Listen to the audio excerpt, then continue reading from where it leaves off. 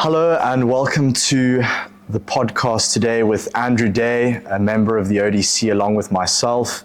Andrew is one of the nominated candidates on behalf of the ODU, thanks to the election at the end of last year for the College Council.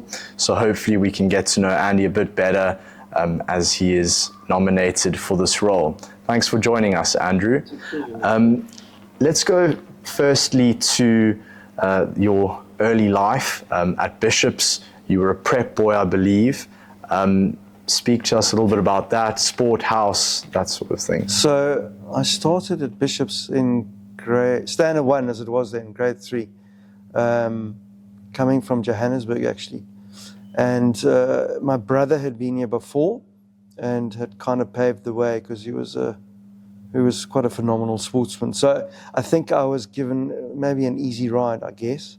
In that I could play sport, I was academic, I played music. So I kind of fitted the mold of your traditional Bishop's boy.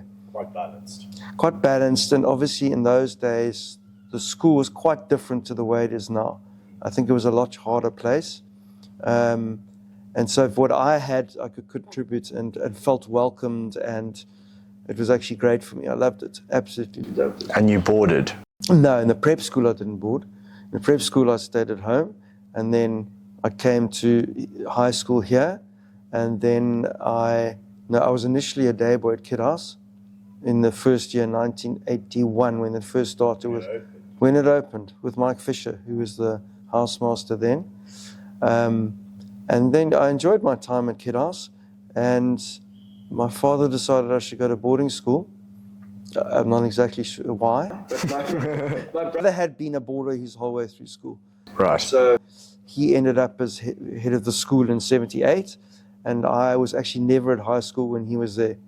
And so I went into schoolhouse, and I absolutely loved school. I played sports, did academics, played in the brass band, ended up a school prefect, and for me, Bishop's was wonderful.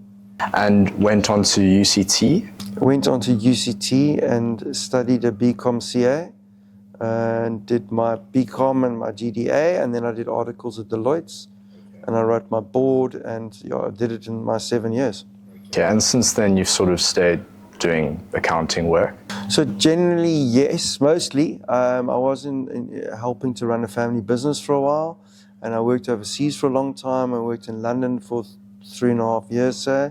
Worked in the Cayman Islands for around 6, and then I've been back in South Africa, all in financial roles, but a lot of it was in like financial accounting stuff, in working on offshore funds and fund administration. But since being back in South Africa, I've been running a more CFO, GM role. Okay, I see. And now you are serving on the ODC along with myself, and you're the treasurer this year. And I want to ask you, what sort of compelled you or made you feel like you want to get involved at this stage now?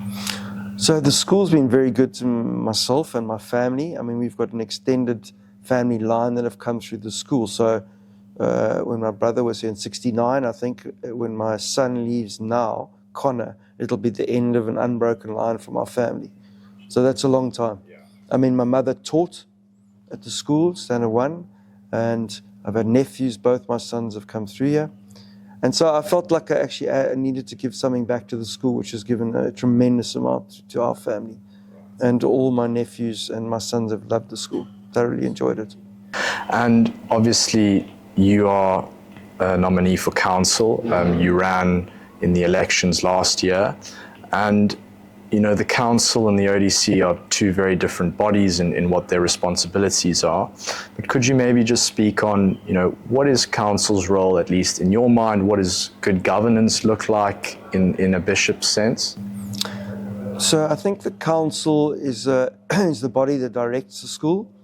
It should, as far as I'm concerned, it should have all the stakeholders participating, of which there are a number in the school. And of which I think the OD should have a significant part to play, because they are a big stakeholder in the school. Also, it should be quite open and transparent in matters that are not confidential, obviously. but like as to where the school council sees where they're going, and the plan ahead, just to like spell it out to the interested stakeholders. Absolutely. And do you think there's anywhere that the council can sort of improve in its role? Obviously, it's been quite a hot topic in the last while. Is there maybe a different direction that it can take, or do things a little bit better in your mind? Well, I think being transparent in certain matters, and I think getting the voice of all the parties involved, of which, in my opinion, the ODs are a significant portion, because traditionally they're going to keep the school going. And also, of course, the kids themselves are a massive, they're the most important people at the school, right? They're the product of the school, of which all of us are. And so, yeah, I mean, I think it can be improved. But I'm not saying that, as I say to lots of people, the school's like 90 to 95% awesome. There are parts that can be improved. And I think that's a good idea that does happen. And finally, Andrew, is there anything that you think you would focus on or look more deeply into? I suppose transparency is one of those things. I mean, there's this perception that council isn't as transparent as it could be. Maybe is the answer just involving all the stakeholders a little bit more? Yeah, well, I think that's what it should be. You want to get people who've actually got a long-term interest in the future of bishops, and that comes from people who actually know the school, have an interest, can understand how it works, have been through the system, know what has worked in the past and what they think can work in the future. And you think a step in the right direction that the ODU sort of had elections last year, and it got a lot of people involved and interested in wanting to serve, which before maybe wasn't as open to everybody, and now there were 15 or 16 candidates just from the ODU, you being one of the top candidates. But do you think that's a step? I think it was a good step forward in getting the ODU mobilized. Look, there were different methods to doing it, but I think at least getting the ODs interested in trying to help with the school, where they think they can help, and where it's relevant and reasonable and all those things. Well, Andrew Day, thank you very much for your time and for speaking to us. And we are doing our best to, make the people that are involved on our behalf more transparent and accessible. And it's a step in the right direction, as we mentioned. And thank you for making yourself available. Thanks, Andrew. Thank you, Nicola. I just want to say one last thing, that it's a pleasure for me to be interviewed by Nicola and Jack Whitaker as cameraman, because my son Liam has been at school with him his whole career. So I've known these guys since they were like 5. So it's great that they're involved. Thank you, Andrew. All the best. Good luck. Thank you. Thanks, Nicola.